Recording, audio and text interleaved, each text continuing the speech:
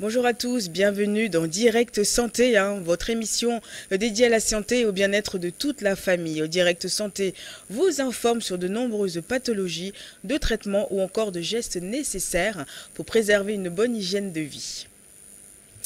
La drépanocytose est une affection génétique héréditaire caractérisée par l'apparition de l'hémoglobine S. Donc elle se traduit biologiquement et cliniquement par la falsiformation de l'anémie hémolytique. Donc en cas de grossesse, les risques du développement des crises drépanocytaires sont majorés. La grossesse aggrave la maladie en accentuant l'anémie, le risque de crise vaso-occlusive, de thrombose donc abdominale, pulmonaire et infection urinaire, et puis bien d'autres. Durant la grossesse, la drépanocytose peut compliquer et les incidents de douleur peuvent être de plus en plus longs. Donc, comment vivre sa grossesse tout en étant drépanocytaire? Nous ferons le point dans un instant avec Dr Yezoué Manyang, qui est directeur du Centre national de recherche et de soins aux drépanocytaires. Et puis en deuxième partie de l'émission, nous répondrons à vos questions que vous nous avez envoyées sur notre numéro WhatsApp, le plus 228 79 84 27 52. Bonjour docteur. Bonjour madame. Ça va? Très bien. Donc on continue sur le mois de juin sur notre campagne de sensibilisation de lutte contre la drépanocytose. Tout à fait. Donc le 19 juin est passé, il y a eu des activités tout le long de Lomé. Il y a eu, vous avez dit, des campagnes de sensibilisation. On a assisté aussi à un événement de l'ONG Caring for All, donc la caravane qui s'est très très bien passée. Donc les gens étaient attentifs, étaient vraiment vraiment attentifs à ça. Vous pensez que ça rentre dans la tête des gens? Oui. Je pense que progressivement, les gens comprennent ce que c'est que la drépanocytose et commencent par prendre des dispositions pour éviter de transmettre cette maladie à leurs enfants. Parce qu'il y a ceux aussi qui ne savaient pas, mais qui ont des enfants déjà drépanocytaires. Donc quand c'est comme ça, on a eu des cas où le monsieur disait qu'il en a déjà, il a 3 enfants, dont un qui était drépanocytaire, donc après les autres non. Donc c'est un peu compliqué aussi de savoir que la suite, c'est encore risqué, puisque maintenant qu'il a connaissance de cette maladie. Oui, tout à fait. Alors, ceux qui ont déjà des enfants drépanocytaires, nous les encourageons vivement à faire suivre les enfants par un médecin. Ça peut être un médecin généraliste, un pédiatre ou bien un médecin hématologue. En tout cas, le médecin qui est accessible et peut également suivre cet enfant-là. Alors maintenant, le risque d'avoir d'autres enfants, qu'ils soient sains ou drépanocytaires, et ça c'est purement de la probabilité, c'est purement aléatoire. Donc à chaque grossesse, le risque est là, c'est pile ou face. C'est-à-dire l'enfant, soit il est né bien portant, ou bien l'enfant il naît et puis il y a un problème, c'est-à-dire qu'il est drépanocytaire. Alors ça, on ne peut pas le prédire. Certes, il y a des analyses qui permettent de faire un diagnostic anténatal, mais à part ça, on ne peut pas savoir si l'enfant qui naîtra sera bien portant ou bien sera sain. Après, oui, c'est les risques à prendre. Il faut que, et ça, on n'a pas cessé de le dire, qu'il faut faire les tests. Il faut absolument faire les tests. Absolument. Ouais, c'est important. Pour éviter d'avoir des enfants drépanocytaires, il faudra faire des analyses avant de se mettre ensemble, de se marier. C'est-à-dire que je dois connaître le phénotype hémoglobinique que je porte et faire mon choix en conséquence.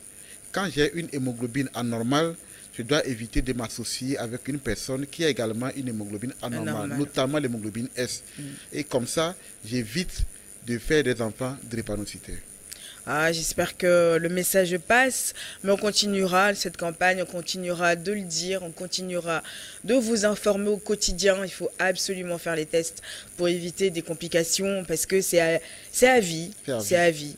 Donc justement, aujourd'hui, on part sur la grossesse et la drépanocytose, mais en quoi ça complique au plus chez les femmes enceintes drépanocytaires? Oui, vous savez, la drépanocytose, comme vous l'avez bien dit, c'est une maladie génétique, une maladie héréditaire. Et la grossesse est un processus physiologique. Mais la grossesse peut entraîner des modifications physiologiques comme des modifications pathologiques. Et alors, les deux associées et présentent des interactions l'une sur l'autre. C'est-à-dire la grossesse va agir sur la drépanocytose et la drépanocytose va agir sur la grossesse. Et donc ces interactions vont avoir des conséquences délétères chez la gestante, c'est-à-dire la femme enceinte. C'est ce qui fait que la grossesse sur un terrain drépanocytaire est une préoccupation majeure, est une urgence pour le médecin. Pour le médecin. Et justement, l'anémie, on va parler d'anémie, mais en quoi l'anémie aussi s'aggrave-t-elle? Pourquoi ça s'aggrave quand on est enceinte surtout Oui, au fait, l'anémie qui s'aggrave chez la femme enceinte drépanocytaire a deux volets. D'accord?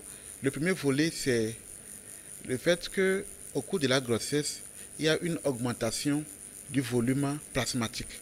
C'est-à-dire le volume sanguin total augmente. Il y a beaucoup plus d'eau chez la femme enceinte, surtout en fin de grossesse. Et donc, ce volume plasmatique qui augmente va entraîner une dilution de l'hémoglobine.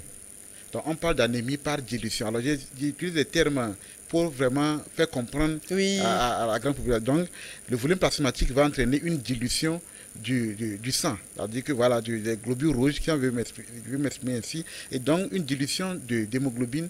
Et à la fin, on va avoir de l'anémie. Puisque l'anémie, c'est une diminution du taux d'hémoglobine en dessous des valeurs physiologiques. Donc là, si on comprend bien, c'est que vu qu'il y a beaucoup d'eau, ça fluidifie plus les globules rouges. Oui, les globules rouges sont noyés. C'est une dilution, un phénomène de dilution. Oui. Voilà, donc c'est le phénomène là qui va entraîner l'anémie chez la femme enceinte. Ça, c'est le premier volet. Le deuxième volet, c'est que la femme enceinte porte un organisme, un fœtus. Vous voyez, et le développement du fœtus c'est un développement rapide. Donc ça impose la consommation de certains éléments, de l'énergie et certains éléments qui sont impliqués dans la croissance, dans la multiplication rapide des cellules. Puisque le fœtus se développe rapidement. Oui. Vous voyez, c'est en ce moment que se met en place la formation des organes. Et le cœur, le cerveau, les reins, tout ce qui est organe se met en place, c'est-à-dire se forme, se développe.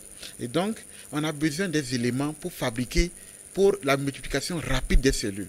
Les éléments comme le fer, les éléments comme la vitamine B9, les éléments comme la vitamine B12, la vitamine B6. Donc, tous ces éléments-là, le fœtus les puise dans l'organisme de la maman. Et donc, en puisant le fer, la vitamine B9, la vitamine B12, qui sont impliqués directement dans le processus de fabrication des globules rouges, ça va entraîner une anémie chez la maman, surtout si la maman avait déjà une carence ou bien n'a pas une réserve suffisante pour combler ses besoins à elle-même et les besoins du fœtus. Ah oui, donc il faut vraiment renforcer tous ces médicaments-là, les fers et compagnie, pour pouvoir aussi, les vitamines, pouvoir aider la maman. Justement, c'est pour cela qu'au cours des consultations prénatales, il y a un renforcement de ces vitamines-là. On prescrit des vitamines à la maman pour qu'elle prenne pour non seulement couvrir ses propres besoins, mais couvrir les besoins du fœtus. Et justement, en ce qui concerne les crises vaso-occlusives, parce que ça aussi, ça... Oui, alors les crises vaso-occlusives sont aggravées par la grossesse, surtout au premier trimestre et au dernier trimestre. C'est les périodes les plus difficiles de la femme enceinte, drépanocytaire bien sûr. Alors, les crises sont dues au fait qu'il y a des modifications physiologiques, mais qui vont avoir un impact sur l'évolution, sur la drépanocytose, sur les globules rouges qui portent l'hémoglobine S. Et donc, ça va expliquer la fréquence des crises chez la femme enceinte, et notamment au premier trimestre et au dernier trimestre de la grossesse. Avec des complications, bien sûr, d'autres complications. Donc, quoi qu'il en soit, il y a des complications, quoi. Oui, il y a des complications. Même si on prend des précautions du début jusqu'à la fin. Oui, alors si on prend des précautions, on va abaisser, les complications ne seront pas très sévères. Oui. Voilà, donc on va atténuer les complications. Mais si on ne prend pas de dispositions, de précautions, alors la femme, elle est laissée à elle et elle va avoir toutes les complications possibles. Qui peut même être fatales, qui peut même être fatal pour la femme. Elle peut laisser sa vie au cours de cette grossesse. C'est vraiment une maladie horrible. Hein. Oui, tout à C'est fait. vraiment une maladie horrible, horrible, quoi. Mais justement, on parle également des infections, hein, comme notamment le paludisme, le pneumonie et puis bien d'autres. Pourquoi tout ça, ça se déclenche? En fait, il y a pratiquement tout qui se déclenche pendant la grossesse de la femme drépanocytaire. C'est Alors, il faudra peut-être que je nuance un peu les choses. oui, Chez le drépanocytaire, déjà, on a ces problèmes-là. mm, C'est-à-dire les complications infectieuses, l'aggravation de l'anémie, le paludisme. Voilà. Alors, ce qu'il faut savoir, le drépanocytaire, il fait, il fait rarement le paludisme, mais quand il en fait, c'est un paludisme grave. mm. Pourquoi il en Souvent, fait c'est le rarement? paludisme grave. Oui, parce que très souvent, l'agent responsable du paludisme, il se développe au sein du globule rouge. Et donc, comme le globule rouge du drépanocytaire ne va pas vivre longtemps, ça ne permet pas à l'agent parasitaire, à l'agent responsable Du palu? paludisme de se développer, de faire complètement son cycle. Et donc, à un moment donné, c'est profitable, c'est bénéfique pour le drépanocytaire. Et au début même, au niveau de l'infestation, au niveau de la pénétration de l'agent pathogène du paludisme dans le globule rouge, il y a des récepteurs qui sont absents et qui protègent le globule rouge du drépanocytaire. Oui. Donc le drépanocytaire, il fait rarement une infection du drépanocytaire, mais quand il en fait, souvent c'est un paludisme grave. Et donc, pour éviter cela, on lui recommande vivement de dormir sous une moustiquaire. Et chez la femme enceinte, en plus de dormir sous une moustiquaire, il faudra prendre des médicaments préventifs. Contre le D'accord. Et palu? c'est pour cela que les femmes enceintes, les sages-femmes donnent ces médicaments à titre préventif du paludisme chez la femme enceinte. Et comme je l'ai dit, en plus de le recommander, la moustiquaire imprégnée. Voilà. Maintenant, les autres infections que la femme peut faire, c'est les infections qu'on retrouve chez les drépanocytaires en général, Oui. parce que le drépanocytaire a un système immunitaire fragile. Vous voyez, du fait que la rate, souvent, ne joue plus pleinement ses fonctions. C'est une rate qui a perdu sa fonction.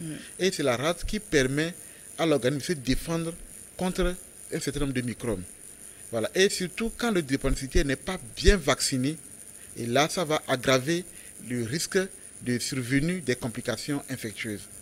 Vous voyez, oui, donc, là, ces complications-là ne sont qu'aggravées chez la femme enceinte parce que le terrain quand on parle de grossesse, c'est un sujet fragile. Fragile. Bah, déjà, Voilà. la base, elles-mêmes sont fragiles. Elle est fragile. En plus Et maintenant, de ça, vient se s'ajouter rajouter une pathologie qui fragilise davantage encore plus, oui. la femme sur le plan immunitaire. Donc, c'est tout cet ensemble-là qui fait que le risque infectieux est aggravé chez la gestante drépanocytaire. Donc, que faut-il faire dès le début de la grossesse alors? Alors, ce Vous leur qui est conseillez recommandé, quoi? Oui. étant donné que la grossesse et la drépanocytose, l'association des deux augmente le risque, chez le drépanocytaire, d'emblée, dès que le drépanocytaire sait a dit qu'elle a une aménorrhée, d'accord, gravidique, elle a, comme on appelle, retard des règles, Oui. d'accord, elle doit, dès qu'elle fait son test qui confirme qu'elle est enceinte, elle doit signaler ce changement à son médecin. Et à partir de ce moment, on met en branle, on démarre un processus de suivi qui est mensuel. Ce n'est plus un suivi trimestriel comme faisait avant. Et c'est un suivi qui est collégial, c'est-à-dire il y a le médecin hématologue qui joue sa partition, Oui. et soit la sage-femme quand il n'y a pas de problème majeur, ou bien le gynécologue qui également va jouer sa partition. Donc c'est un suivi collégial. Les deux acteurs vont, avec leur expertise respective, vont permettre un développement normal de la grossesse chez la femme. Donc, dès le début, tout ça, on vous leur expliquait, il faut faire il y a des précautions à prendre, il y a tous ces gestes-là, donc de chaque médecin, donc vous les envoyez vers chaque spécialiste, hein, que ce soit le gynéco, la sage-femme, qui les entoure aussi tout le long de la grossesse. Bien donc sûr. c'est vraiment un suivi au quotidien. Régulier, rapproché qu'il faut faire. Parce que les complications ne préviennent pas. Oui. Ça surprend d'ailleurs. Ça surprend. Donc, quand il y a la grossesse, l'hématologue va voir la femme enceinte. Elle dit que peut-être ce mois, et le mois prochain, ce sera le gynécologue. Et quand le gynécologue détecte qu'il y a des complications hématologiques qui s'annoncent, il renvoie la femme rapidement chez l'hématologue. Donc, c'est un suivi de façon alternative qui se met et de façon collégiale. Les deux acteurs se parlent, le gynécologue et l'hématologue, ou bien le gynécologue et la sage-femme. Ces deux acteurs se parlent pour le bien-être de la maman. De la maman. En tout cas, c'est bon à savoir parce que pour vivre bien sa grossesse, donc tout ça, il faut prendre en considération. Surtout en tant que drépanocytaire, il faut prendre tout ça en considération. Donc c'est ça, docteur. Oui. Donc vraiment écouter, être attentif à tout ce que le médecin dit pour pouvoir suivre ça correctement, hein, pour le bien-être de soi et pour le bien-être du bébé aussi. Pour éviter surtout les complications à répétition, parce que là, c'est encore pendant 9 mois, c'est les 9 mois très, très, très fragiles et dangereux pour la femme enceinte surtout, parce que avec toutes ces complications et tout ça, c'est inévitable parfois, mais si on s'y prend tôt et si on s'y prend bien, tout ça, ça permet de bien gérer sa grossesse. Bien sûr. Donc on marque un temps de pause, docteur, on revient juste après les informations. Restez avec nous.